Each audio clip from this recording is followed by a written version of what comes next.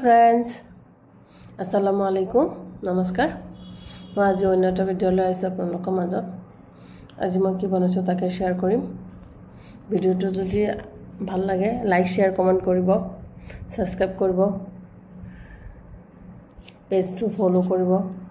ভাল লাগিলে ভাল লাগা কমেন্ট এটা দিব আগতে কৈ লৈছো প্লিজ সাপোর্ট কৰিব আজি মই বনাব লৈছো চিকেন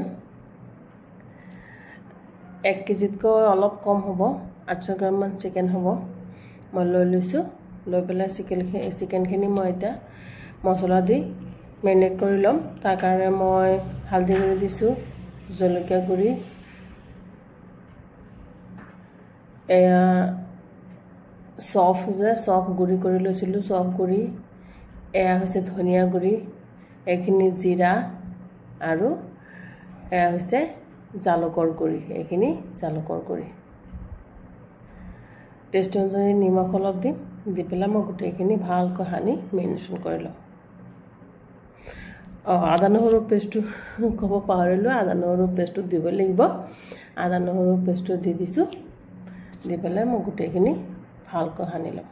ইয়াত মই আজি নেমু বা দৈ সৈ মই একো নিদু কাৰণ মই এটো আলু দি পেলাই ঝোল বনাম একদম ইজি আৰু সিম্পল প্ৰসেছত বনাম আপোনালোকে চাব যদি ইজি আৰু সিম্পল হয় তথাপি খাবলৈ বহুত টেষ্ট হৈছে এনেকৈ বনাই চাব এদিন এতিয়া মই এখিনি 5 মিনিটৰ কাৰণে থৈ দিছো মাজতে মই আলু সিজাই লম যেহেতু আলু দি বনাম আলুখিনি মই কুকাৰত দি দিছো দেখিছে মই এখিনি সিজিবৰ কাৰণে দি দিম এইফালে মই কেৰাহীখন পাতি দিছো আলুখিনি সিজে মানে তেলটো গৰম হয়ে গল মই দুটা পিয়াজ কাটি লৈছো ডাঙৰ সাইজৰ দুটা পিয়াজখিনি মই অলপ ভুনি লম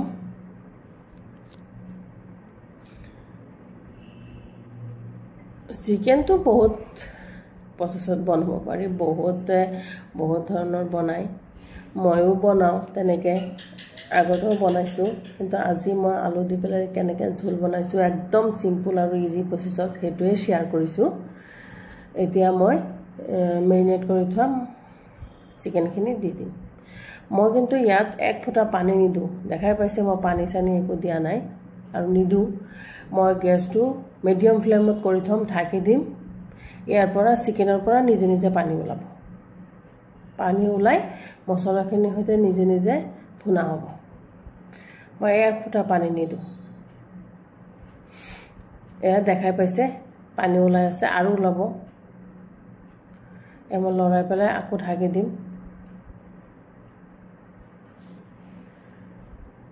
এনেকে পানী নিদিলে নিজে চিকেনৰ পানীখিনি যেতিয়া ওলাই পেলাই হুকাই যায় তেতিয়া মাংসটো চিকেনটো খাবলৈ বহুত টেস্টি হয় আৰু এনেকে কেঁচা পানী বা এনেকে পানী দি দিলে হেতু পানীত সিজিলেও টেষ্টটো বেলেগ হয় আৰু নিজে চিকেনৰ পৰা যিখিনি পানী থাকে হেখিনি ওলাই পেলাই হুকাই গলো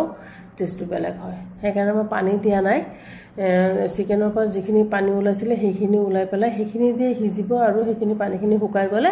পিছত পানী দিলে তেতিয়া ভাল লাগে এয়া আলুখিনি দেখিছে মই বকলি লৈছো গৰম কাৰণে এনেকে কাটা চামুচ ধৰি লৈছিলো এয়া টুকুৰা কৰি লৈছো আলুখিনি দেখাই পাইছে এসা কিমান পানী ওলাইছে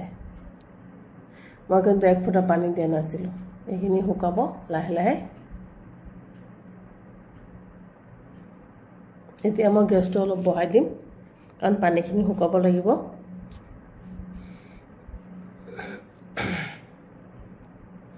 বহুতখিনি কমি আহিছে পানী আলুও পানী টানিব অলপ সেইকাৰণে আলুখিনি দি দিছো দি পেলাই আৰু অলপ মই ভুনি লম আলু আৰু চিকেনখিনি মই অলপ ভুনি লম যেতিয়া একদম পানী নোহোৱা হ'ব তেতিয়া মই গৰম পানী দিম ইয়াত মই গৰম পানী ইউজ কৰো জেনেৰেলি আপোনালোকে দেখাই পায় তেতিয়া কুকিং প্ৰসেছটো নৰখে আৰু কন্টিনিউ হৈ থাকে সেইকাৰণে মই আগতেও কওঁ প্ৰত্যেকটো ভিডিঅ'তে কওঁ মই গৰম পানী ইউজ কৰো এয়া এই তলত লাগি গৈছে অলপ সেন্ট ওলাইছে লাগা এয়া পানী একদম নাইকিয়া হৈ গল এতিয়া মই ইয়াত গৰম পানী দিম এনেকৈ দিন বনাই খাব নিশ্চয় ভাল পাব একদম ইজি আৰু সিম্পল প্ৰসেস সকলোৱে বনাব পাৰিব এনেকৈ